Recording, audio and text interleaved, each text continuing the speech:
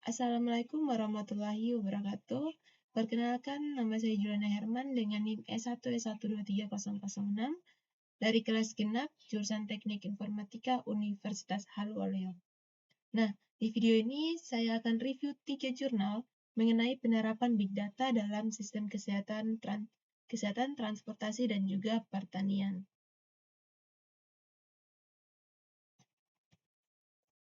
Nah, jurnal pertama yang saya review ini berjudul Integrating Machine Learning and Big Data Analysis for Real-Time Disease Detection in Smart Healthcare System.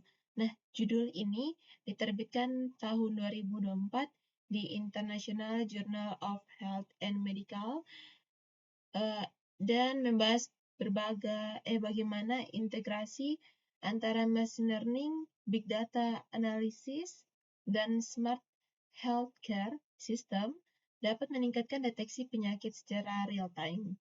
Nah, penulis ini memberikan gambaran-gambaran bahwa layanan kesehatan modern saat ini sudah bergeser ke arah digital dan berbasis data. Nah, teknologi seperti IoT, sensor, dan kecerdasan buatan kini sangat berperan dalam proses monitoring pasien, terutama untuk penyakit-penyakit yang membutuhkan penanganan cepat seperti penyakit jantung, diabetes, kanker, dan sepsis. Nah, inilah yang menjadi fokus utama jurnal ini.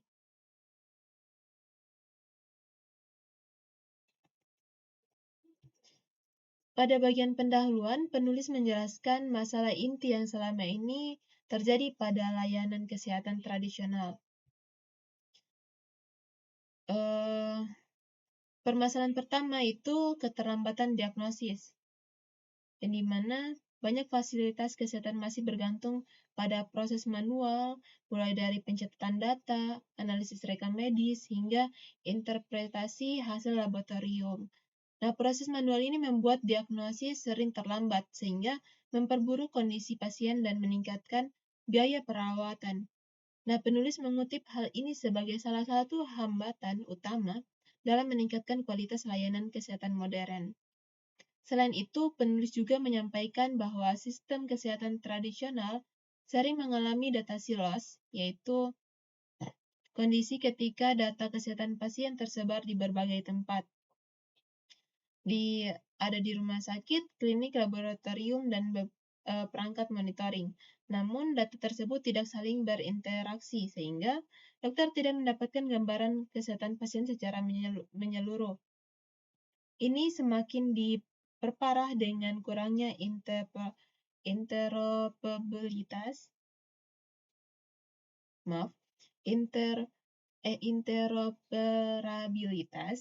yaitu ketidakmampuan antara rumah sakit untuk saling bertukar data medis. Akibatnya, pengambilan keputusan menjadi lambat dan tidak optimal. Nah, penulis menjelaskan bahwa permasalahan-permasalahan ini menyebabkan meningkatnya biaya kesehatan dan menurunnya kualitas pelayanan. Oleh karena itu, solusi berbasis teknologi seperti machine learning dan big data analytics menjadi sangat penting untuk memodernisasi sistem kesehatan, khususnya dalam proses deteksi penyakit.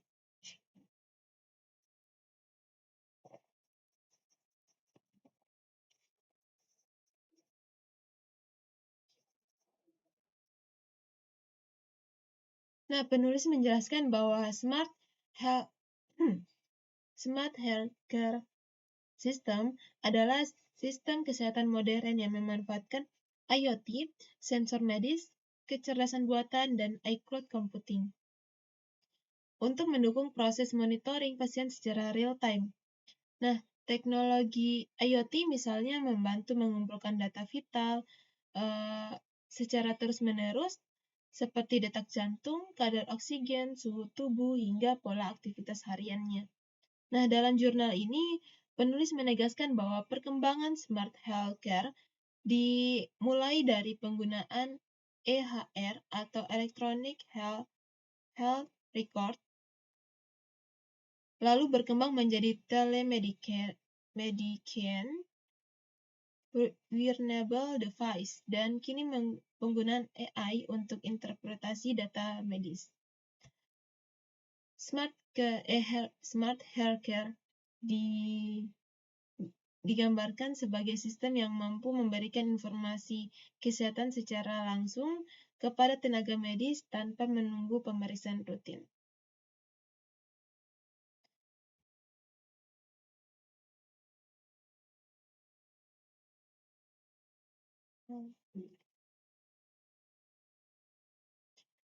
Bagian selanjutnya membahas peran machine learning dalam deteksi penyakit. Jadi machine learning digunakan untuk mengenali pola dari data kesehatan yang jumlahnya sangat besar. Misalnya, machine learning dapat menganalisis ribuan citra medis seperti MRI dan CT scan untuk mendeteksi kanker. Nah, penulis memberikan contoh bahwa machine learning dapat mendeteksi kanker atau diabetes dari EHR maupun gambar medis dengan akurasi yang sangat tinggi. Penulis juga menjelaskan berbagai algoritma machine learning yang digunakan di dunia kesehatan mulai dari neural network, decision tree, random forest, hingga SVM. Nah, neural network dan deep learning sering digunakan untuk analisis citra medis. Sedangkan SVM dan random forest digunakan untuk prediksi risiko penyakit dan diidentifikasi pola penyakit berdasarkan data rekam medis. Nah, penulis memberikan beberapa contoh implementasi ML dalam riset. Nah, prediksi sepsis di rumah sakit, prediksi gula darah untuk pasien diabetes, pemantauan penyakit jantung, deteksi kanker melalui gambar radiasi. Machine learning dipuji karena kemampuannya memproses data dalam jumlah besar yang tidak mungkin dilakukan oleh tenaga medis secara manual. Setelah membahas machine learning, jurnal ini menjelaskan Big Data Analytics. Big Data menyediakan fondasi untuk machine learning karena mampu mengumpulkan dan mengolah data dalam jumlah yang masif. Penulis menjelaskan 3 bentuk data yang dominan di dunia kesehatan. Yang pertama itu ada struktur data seperti angka dan kategori dalam EHR. Terus unstructured data seperti data catatan dokter, laporan medis, atau hasil observasi klinis. Terus yang ketiga adalah real-time data, yaitu data yang dihasilkan oleh perangkat wearable. Untuk menangani data ini digunakan teknologi seperti Hadoop, Spark, data mining, dan data warehousing. Big data juga berperan dalam proses real-time analisis, yaitu kemampuan mendeteksi kondisi medis pasien secara langsung dari data yang streaming.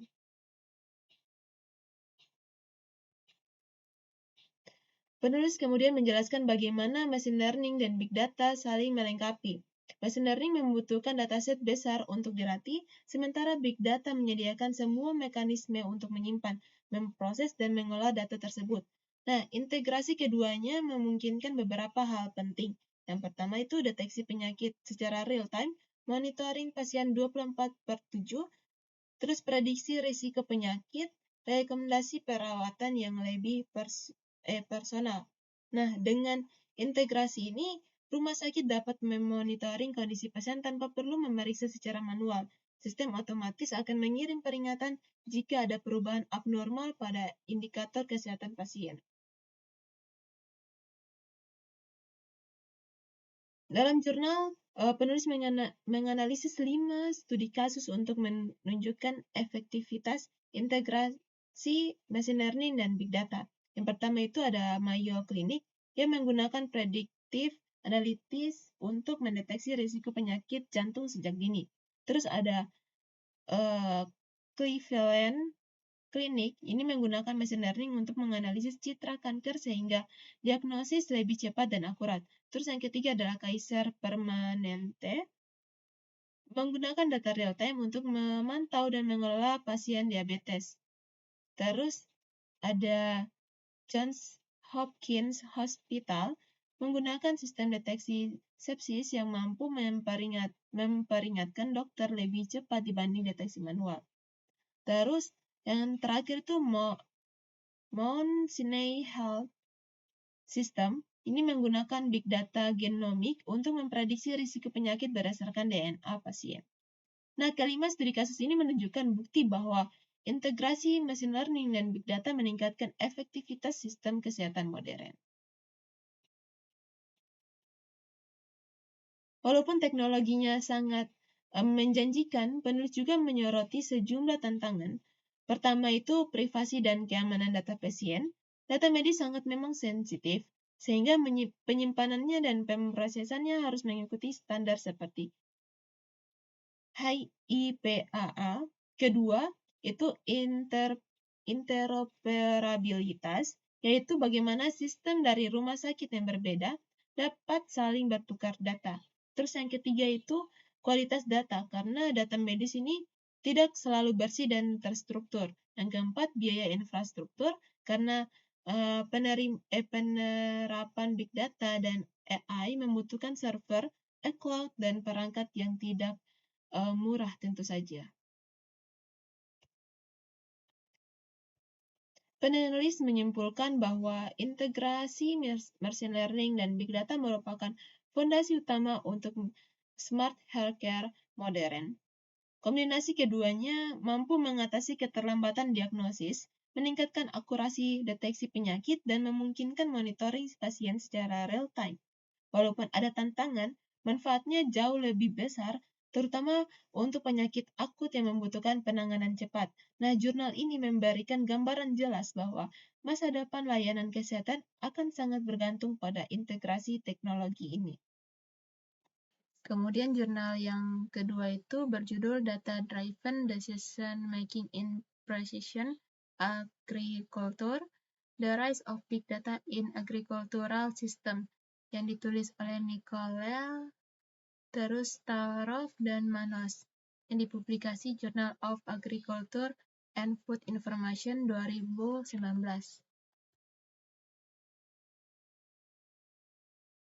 Nah, secara garis besar, jurnal ini membahas bagaimana big data dan machine learning digunakan untuk mendukung precision agriculture atau pertanian presisi, dan bagaimana data menjadi dasar utama pengambilan keputusan di sektor pertanian.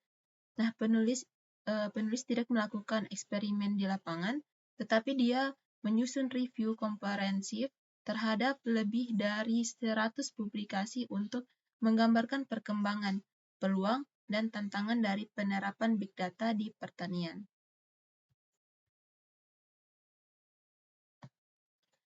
Pada bagian pendahuluan, penulis memulai dari persoalan global yaitu lonjakan populasi dunia. Diproyeksikan bahwa pada tahun 2050, populasi akan meningkat sekitar 34% dibanding hari ini. Dan agar bisa memenuhi kebutuhan pangan, produksi pertanian global harus meningkatkan hingga 70%.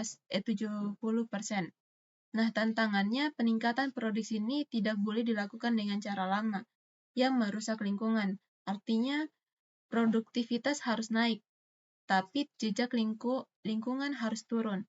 Nah, disinilah muncul konsep precision agriculture, penggunaan teknologi informasi, sensor, sistem navigasi, dan model pertumbuhan tanaman untuk melakukan pengukuran yang sangat presisi di titik-titik lokasi di lahan. Lalu, memakai data itu untuk mendukung pengambilan keputusan. Nah, penulis juga menjelaskan bahwa selama ini pertanian konvensional cenderung mengasumsikan lahan itu seragam. Tanahnya sama, kelembapannya sama, hama dan gulmanya sama. Padahal kenyataannya tidak. Akibat asumsi itu, sering terjadi overuse atau underuse pupuk, pestisida, dan irigasi. Dengan hadirnya teknologi seperti GPS dan GNSS, serta sensor dan citra satelit, petani sekarang bisa mengukur variasi spasial dan temporal di lahan mereka. Nah, mana area yang subur, mana area yang miskin nutrisi, mana area yang basah, dan yang kering. Nah, precision agriculture kemudian menjadi pendekatan yang sangat bergantung pada data, sehingga kebutuhan akan big data dan data science menjadi sangat kuat. Nah, penulis secara eksplisit menjelaskan tujuan jurnal ini. Ada 4 tujuan utama. Yang pertama, memberikan gambaran komprehensif tentang evaluasi teknik analitik dan model sistem pertanian di precision agriculture, termasuk tema-tema umum, kemungkinan penggunaan, aspek komputasi, dan keterbatasan yang ada. Terus yang kedua itu mengulas bagaimana machine learning sebagai bidang yang paling menjanjikan diterapkan untuk mendukung precision agriculture. Terus yang ketiga, meningkatkan kesadaran akan potensi big data analitis di pertanian dengan menampilkan peluang dan area aplikasi yang menjanjikan. Kemudian yang terakhir, menjelaskan faktor-faktor penghambat adopsi big data di pertanian, serta memberikan arahan masa depan, isu yang terbuka, dan tren riset untuk mempercepat adopsi. Jadi posisi jurnal ini jelas, ini mereview paper yang ingin memetakan peta besar hubungan antara precision agriculture, big data, dan machine learning. Pada bagian diskusi tentang precision agriculture, penulis menjelaskan bahwa inti dari pendekatan ini adalah memahami variasi spasial dan temporal antara di dalam peta-petakan lahan. Tujuannya adalah untuk memetakan area yang performanya rendah, memetakan variabel hasilnya, kemudian membuat decision support system yang dapat merekomendasikan tindakan yang berbeda untuk tiap bagian lahan. Jadi penulis dia membedakan dua macam pendekatan model. Yang pertama itu parametris yang bergantung pada model dengan parameter tetap yang disetel untuk kondisi lokal, kayak model seperti cocok untuk kondisi tertentu, tetapi ketika diterapkan di skala yang lebih luas atau situasi yang berbeda, fleksibilitasnya itu terbatas. Terus pendekatan non-parametris yang diwakili oleh banyak algoritma machine learning. Di sini bentuk model tidak ditentukan terlebih dahulu, tetapi dipelajari datanya. Nah, pendekatan ini lebih fleksibel, dapat menggabungkan beberapa jenis data, dan sangat cocok untuk masalah non-linear yang kompleks di pertanian. Dengan semakin meluasnya adopsi remote sensing, baik dari satelit maupun drone, nah volume data yang terkumpul menjadi sangat besar, multisumber, dan heterogen. Nah, hal ini membuat machine learning dan data mining muncul sebagai pendekatan yang paling sering dilaporkan untuk mengekstra insight dari big data dari data pertanian.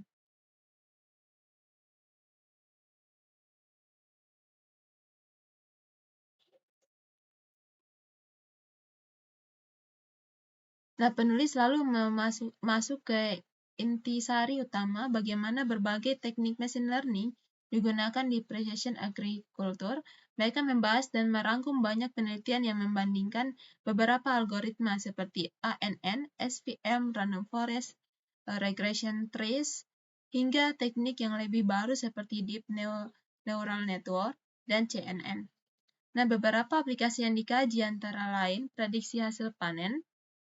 Nah, banyak peneliti menggunakan kombinasi data tanah, topografi, cuaca, dan manajemen lahan untuk memprediksi hasilnya. Nah, teknik yang dibandingkan termasuk super vectors regression, ANN, dan random forest. Dan sering ditemukan bahwa metode non-parametrik seperti RF dan ANN mampu menangkap hubungan nonlinear secara lebih baik. Terus yang kedua, pemetaan dan klasifikasi penyakit tanaman serta gulma. Penulis menyoroti penggunaan SVM dan CNN untuk mendeteksi dan mengklasifikasi penyakit tanaman dari citra hiperspektral maupun RGB. Ada juga contoh penggunaan random forest OBIA untuk pemetaan gulma secara dini di antara barisan tanaman dengan data UAV. Terus yang ketiga, analisis citra remote sensing skala besar. Sebagai contoh, mereka menyinggung penelitian yang menggunakan data Landsat multitemporal dan band inframerah gelombang pendek untuk membedakan jenis tanaman. Dengan melatih deep neural network, model mampu mencapai akurasi sekitar 95% dalam membedakan jenis tanaman hanya 2-3 bulan setelah tanaman dengan memanfaatkan data 15 tahun dari citra satelit. Penulis juga membahas ekosistem platform big data di sektor pertanian. Mereka mencontohkan bagaimana perusahaan besar seperti Monsanto dan John Deere berinvestasi besar di big data, misalnya melalui akuisisi Climate Corporation dan Precision Planting untuk mengombinasikan data cuaca, data mesin, dan analitik guna memaksimalkan hasil panen dengan biaya efektif. Selain sektor industri besar, ada juga platform open source dan proyek riset seperti Handfresh Hectare yang bereksperimen dengan penggunaan mesin pertanian otomatis yang dikendalikan dari jarak jauh. Nah, komponen kuncinya adalah menggabungkan hasil analisis big data dari berbagai form untuk menemukan pola yang sebelumnya tidak terlihat, seperti varietas benih yang bekerja paling baik di kondisi tanah dan cuaca tertentu. Di dalam jurnal, penulis menyajikan tabel 6 yang merangkum berbagai peluang dan manfaat big data di pertanian. Di antara peluang tersebut, yang pertama itu ada kemampuan untuk mengkarakterisasi variabel tanah, tanaman, dan lingkungan secara spasial dan temporal. Yang kedua, menentukan kondisi tumbuh dan ancaman, misalnya penyakit atau iklim ekstrim. Nah, ini secara real time. Terus yang ketiga ini memprediksi hasil panen, cuaca, dan ancaman secara lebih akurat dan tepat waktu. Terus yang keempat, otomatisasi prosedur pertanian. Yang kelima, pengambilan keputusan yang lebih akurat dan tepat waktu. Nah, manfaat ini berujung pada praktik manajemen lahan yang lebih personal, peningkatan manajemen rantai pasok, hingga pemuliaan tanaman yang lebih terarah.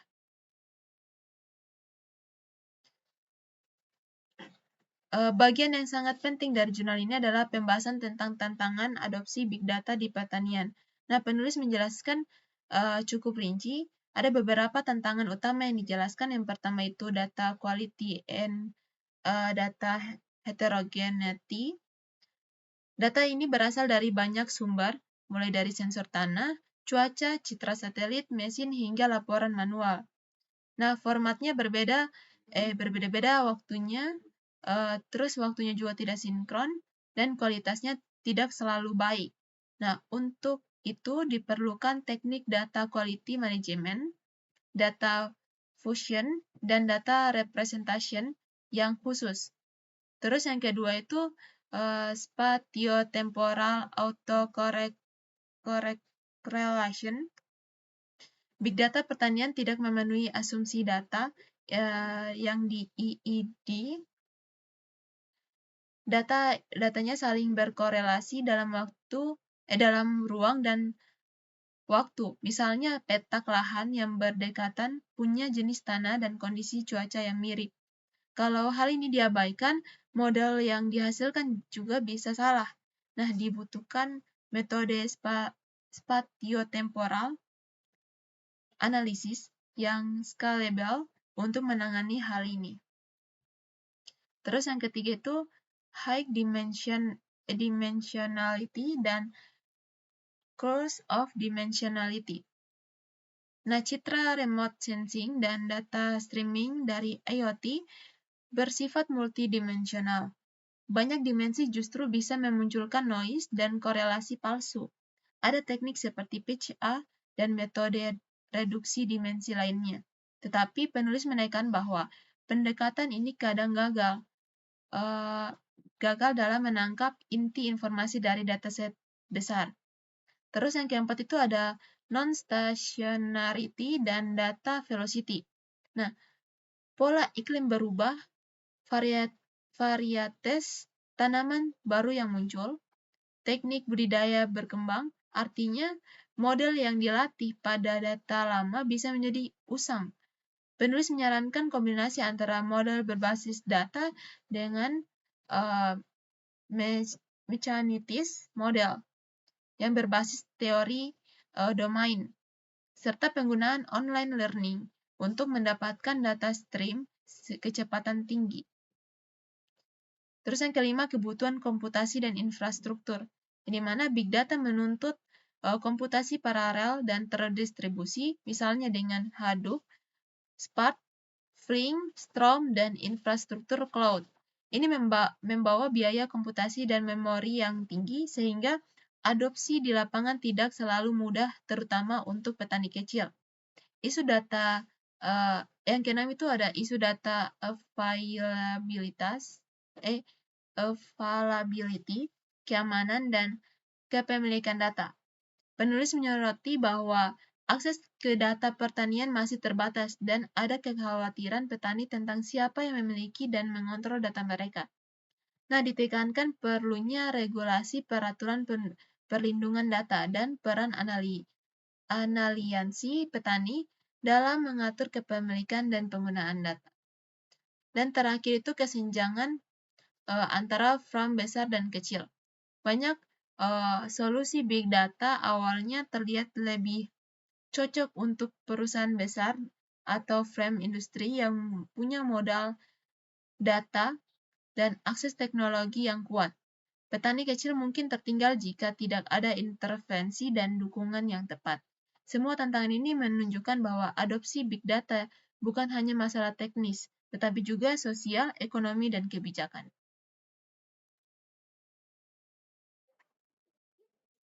Nah, tantangan non-teknis ini ada 6, yang dimana pemilikan dan keamanan data pertanian, keterbatasan akses data, regulasi belum matang, perbedaan adopsi frame besar vs petani kecil, literasi digital rendah, dan biaya teknologinya yang cukup tinggi.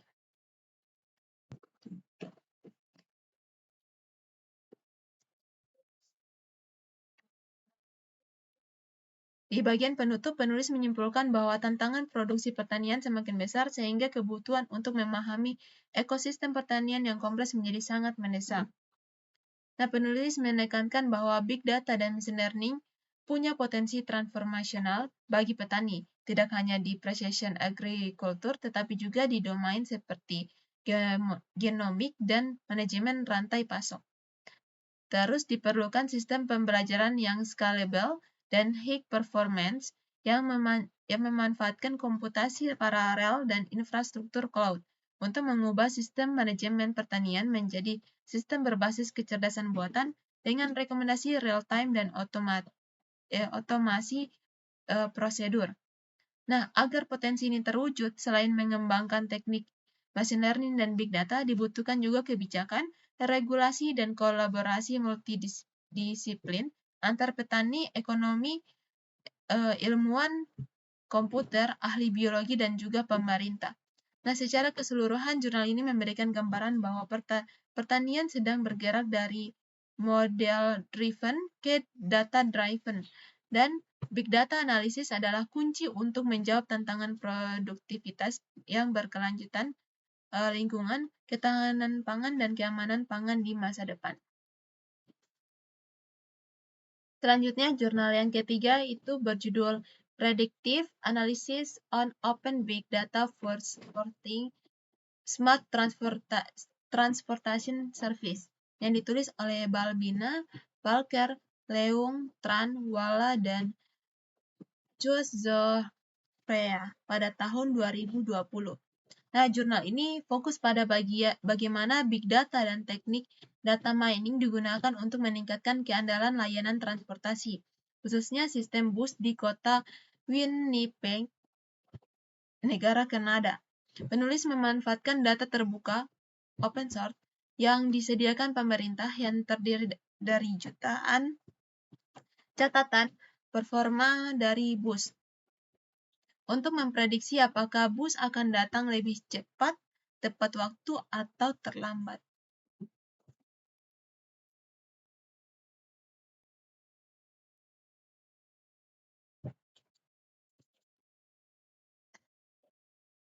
Penulis memulai dengan menjelaskan bahwa di era big data, berbagai sektor menghasilkan data dalam volume yang sangat besar. Hal ini termasuk data cuaca, media sosial, dan salah satunya adalah transportasi umum. Data tersebut mengandung pola-pola tersembunyi yang dapat diolah menggunakan data mining dan predictive analytics. Penulis juga menjelaskan peningkatan gerakan open data di berbagai negara, termasuk Kanada, untuk mendorong transportasi dan inovasi. Banyak kota di Kanada menyediakan data transit secara terbuka seperti Vancouver, Winnipeg, Toronto, dan Montreal. Pada konteks transportasi, salah satu masalah besar adalah ketidakpastian kehadiran bus. Tidak hanya keterlambatan, tetapi juga bus datang lebih cepat. Misalnya, penumpang dapat tetap ketinggalan bus meskipun datang tepat waktu, bila bus tersebut berangkat lebih awal. Inilah alasan mengapa prediksi airlines sama pentingnya dengan prediksi delay.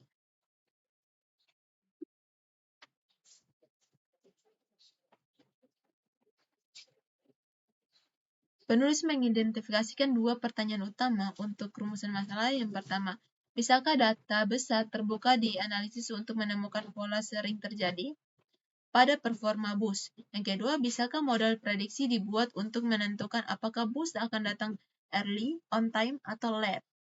Nah, dua pertanyaan ini menjadi fokus fondasi seluruh penelitian. Terus untuk tujuannya, yang pertama itu menganalisis big data performa bus untuk menemukan pola-pola signifikan. Terus menggunakan algoritma frequent pattern mining untuk menentukan perilaku umum berdasarkan rute, waktu, dan hari. Selanjutnya menggunakan decision tree classification untuk membuat model prediksi performa bus. Terus menjelaskan bagaimana predictive analytics dapat meningkatkan layanan smart transportation. Dataset dan data preprocessing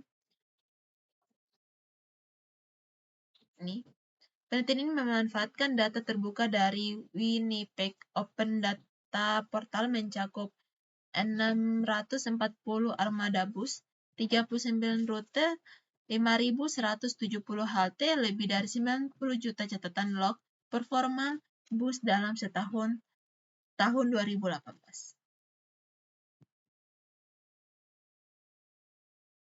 Sumber atribut utama yaitu waktu terjadwal, waktu keberangkatan aktual, device dalam detik, nomor rute, nomor halte, lokasi GPS, terus tipe hari, weekend, Saturday, Sunday. Kategori performa bus, transportasi Winnipeg mendefinisikan early lebih dari 1 menit sebelum jadwal, on time itu 1 menit sebelum hingga 3 menit setelah jadwal, late lebih dari 3 menit setelah jadwal. Proses pre-processing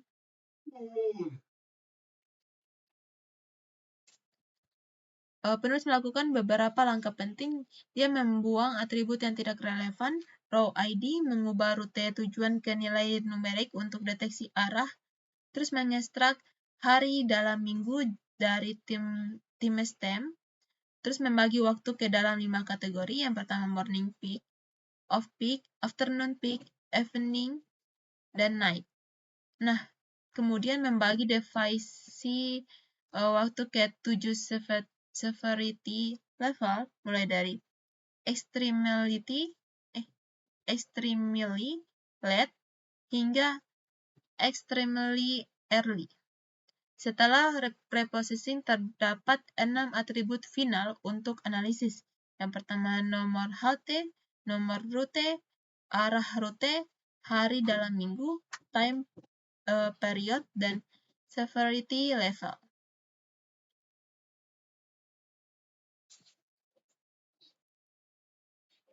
Frequent pattern mining. Pada bagian ini, penulis menggunakan teknik tersebut untuk menentukan pola perilaku bus berdasarkan data historik. Analisis ini membantu menjawab pertanyaan seperti rute mana yang paling sering terlambat, terus rute mana yang paling sering datang lebih awal, terus rute mana hari apa bus paling sering tidak tepat waktu, terus pada jam berapa bus paling rawan early atau late. Hasil-hasil pola yang ditemukan, misalnya di sini ada rutenya itu 181 sering terlambat, kisaran 53%, terus 79% itu bus pada rute 642 sharing on time, terus dengan rute 23 79 bus yang sharing early. Analisis ini juga mendukung dengan atuasi cuaca untuk menjelaskan pola tidak normal. Misalnya badai musim dingin menyebabkan peningkatan keterlambatan. Decision tree classification dan prediction. Nah, selain mining pola, penulis juga membangun model prediksi menggunakan algoritma decision tree classifier. Nah, dataset ini dibagi menjadi dua, antara training dan testing. Data training ini 80% untuk 24 bulan, terus data testing ini 6 bulan, kisaran 20% dari data. Nah, hasil awalnya akurasinya ini mencapai 68% dengan 29,3 juta dari 43,1 juta prediksi benar. Namun dataset mengandung noise, terutama pada data extremely early akibat error GPS, kesalahan transmisi, atau kelainan operasional. Selain noise yang dibersihkan, akurasi meningkat menjadi 71% dan nilai RMSE-nya menurun dari 0,88 menjadi 0,74. Nah, model ini mampu memprediksi 7 kategori severity dengan cukup baik.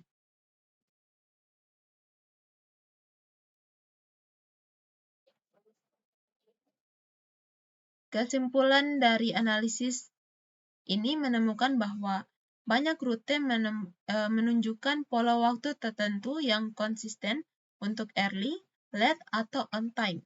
Nah, performa bus sangat dipengaruhi oleh hari dalam minggu dan jam operasional. Cuaca ekstrim berdampak signifikan, contohnya tanggal 11 Oktober 2019, ini badai salju, kisaran 77% bus terlambat. Nah, pada awal pandemi COVID-19, jumlah early stop meningkat drastis akibat penurunan penumpang. Penulis juga menunjukkan bahwa predictive analisis bisa menjadi alat penting dalam sistem transportasi pintar.